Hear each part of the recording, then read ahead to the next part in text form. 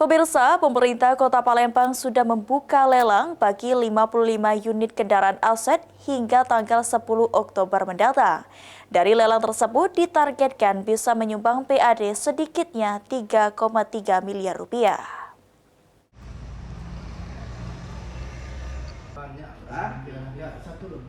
Hal ini diungkapkan oleh Kepala BPKAD Kota Palembang Ahmad Nasir. Terhitung dari 3 Oktober 2025 hingga 10 Oktober 2025, pemerintah Kota Palembang bekerja sama dengan kantor lelang negara melakukan lelang terbuka aset kendaraan yang bisa diikuti warga baik dari dalam maupun luar Kota Palembang dengan mengakses laman website lelang.go.id.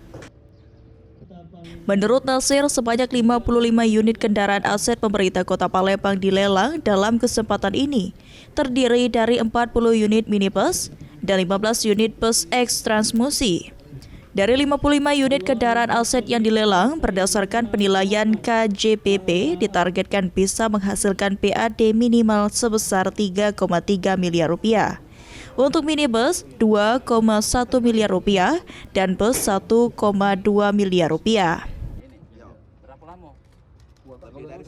Ya, 3,3 miliar, yaitu untuk minibus itu sebanyak 2,1 ya, dan untuk bus tadi 1,2. Ya, tapi ini harga dasar ya. Nah, kita berharap ya tadi harga lelangnya ya pasti harus lebih tinggi dari harga dasar. Ditambahkan Ahmad Nasir, untuk usia kendaraan yang dilelang rata-rata lebih dari 7 tahun dengan kondisi yang beragam. Sandi Pratama, PAL TV.